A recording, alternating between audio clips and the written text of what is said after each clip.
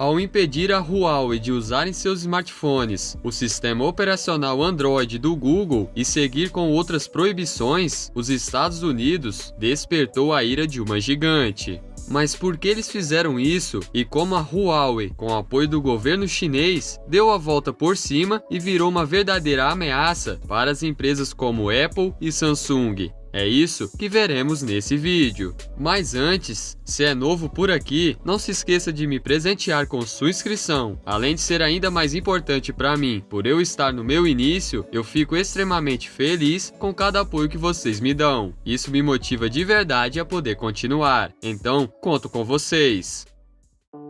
A Huawei é uma empresa chinesa do ramo de tecnologia que até pouco tempo atrás era desconhecida pela maioria das pessoas, mas atualmente ela tem ganhado espaço e protagonizado uma série de conflitos. Fundada em 1987, as origens da Huawei são um pouco suspeitas. Seu fundador foi um grande empresário e engenheiro chinês de tecnologia militar do Exército de Libertação Popular, o braço armado da China comunista. Hoje em dia, a Huawei lidera o fornecimento global de equipamentos para redes de telecomunicações, ultrapassando empresas de renome como a Sony, e se tornando em 2018 a segunda maior em vendas de smartphones, perdendo apenas para a Samsung. Mas ao contrário do que se pode imaginar, ela não iniciou suas operações com a venda de smartphones. Até porque, na época em que ela foi criada, smartphones que conhecemos atualmente e usamos sequer existiam. Eles surgiram mesmo no início dos anos 2000, tendo o iPhone e as telas Touch como marco principal, mas isso é outra história.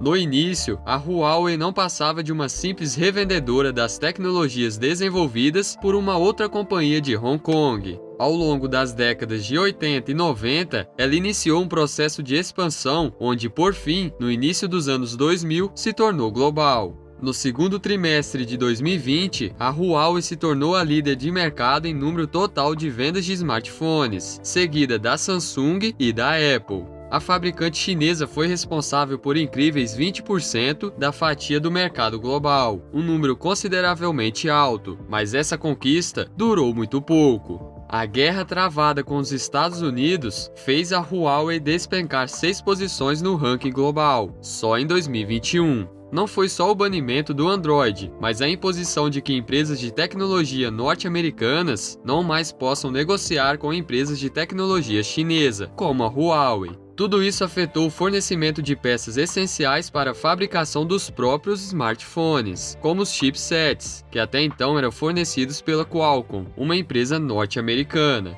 Na tentativa de se recuperar dos impactos causados pela guerra comercial com os Estados Unidos, a Huawei utilizou uma série de táticas, como a construção de novas fábricas, o investimento em novas tecnologias e o desenvolvimento de um sistema operacional totalmente novo, que promete substituir o Android em seus aparelhos e acabar de vez com qualquer dependência do mercado norte-americano, pelo menos em relação à fabricação de seus produtos. Além disso, a Huawei também tem enfrentado problemas relacionados à tecnologia 5G, tendo sido uma das pioneiras dessa nova tecnologia que promete revolucionar a forma como a nossa internet funciona. A Huawei tem tido seu sistema banido em vários países, como os Estados Unidos e o Reino Unido. Isso acontece especialmente porque, ao contrário das tecnologias anteriores, como o 3G e o 4G, o 5G é uma realidade completamente nova e precisa reestruturar a infraestrutura existente para poder funcionar.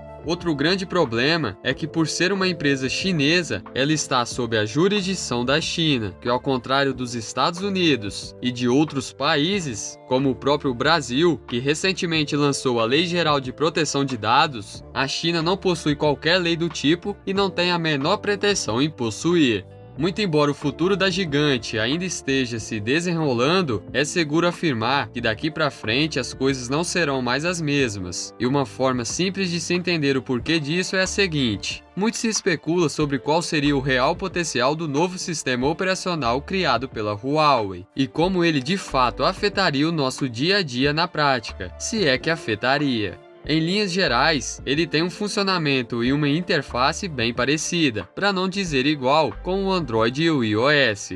Mas uma diferença chama atenção: o sistema da Huawei não poderia disponibilizar a seus usuários apps do Google, por exemplo, e a lista é imensa: YouTube, Gmail, Google Maps, entre outros. Do lado de lá, é provável que as pessoas não sintam falta nenhuma desses apps, até porque o governo chinês possui a versão deles, então eles naturalmente já não rodam por lá. Mas do lado de cá, nós estamos extremamente habituados a usá-los e somos incrivelmente dependentes. Isso significa que, embora em alguns mercados, como o norte-americano, o novo sistema operacional da Huawei possa não atrair tanto fãs, mas em mercados como o chinês, a realidade pode ser totalmente diferente. E isso é especialmente relevante quando levamos em consideração que a China é um dos países mais populosos do mundo.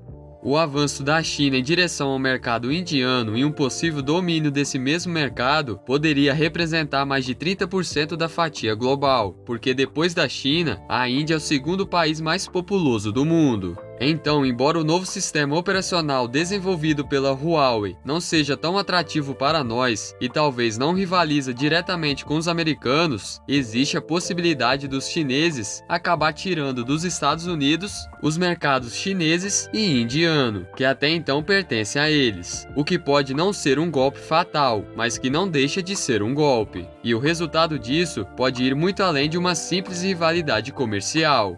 Nessa guerra, tem muito mais coisa em jogo do que se pode imaginar, porque quando compramos um celular, seja ele de qual marca for, uma parte de nossos dados é compartilhada com a fabricante do celular, e a outra parte é compartilhada com a empresa responsável pelo sistema operacional. Pode não haver ainda tanta transparência em relação a quais são esses dados e como exatamente eles são usados. A maioria de nós ainda não considera que isso seja um motivo de preocupação, mas nos últimos anos, especialmente com a ascensão das redes sociais, acessadas quase sempre através de dispositivos móveis, um novo tipo de capitalismo vem se desenvolvendo em paralelo: o capitalismo de vigilância. Fazendo uma busca rápida, conseguimos entender que esse novo estágio do capitalismo não comercializa produtos ou serviços, como estamos acostumados, mas sim dados pessoais. É importante ressaltar que, nesse caso, quando falamos em dados, não estamos falando em informações óbvias como seu nome, endereço, telefone ou até mesmo o número do seu cartão de crédito, mas sim dos dados residuais. Rastros que você e eu deixamos à medida em que acessamos o Google ou o Facebook, por exemplo. Esses dados residuais podem ser irrelevantes para pessoas como nós, mas nas mãos certas, eles valem muito mais do que se pode imaginar. Estamos falando de uma indústria que movimenta centenas de bilhões de dólares. No caso da Huawei, se o seu sistema operacional for utilizado por cerca da metade da população global, pode-se facilmente afirmar que metade da população global, direta ou indiretamente, estaria ao menos sob vigilância do governo chinês. As possibilidades do que o governo chinês pode fazer com esses dados são infinitas, e a não ser que a China tenha planos de reformular seu estilo de governo e criar mecanismos para proteger os dados de possíveis usuários, o que é provavelmente impossível, a criação de um novo sistema operacional por parte da Huawei para rivalizar com os já consolidados sistemas operacionais americanos da Apple e do Google pode trazer sérias consequências e até mesmo dividir o mundo em dois grandes blocos tecnológicos: o que usa o sistema americano e o que usa o sistema chinês. Um livro que me ajudou bastante a criar esse vídeo e a entender como funcionam todos esses processos dentro dessas empresas de tecnologia foi o livro Tim Cook, o gênio que mudou o futuro da Apple. Ele está disponível no InstaLivros, que além deste, possui mais de 800 livros sobre assuntos infinitos. Vou deixar o link na descrição e no primeiro comentário fixado, caso você queira conferir também. Por esse vídeo é isso, um grande abraço e até a próxima!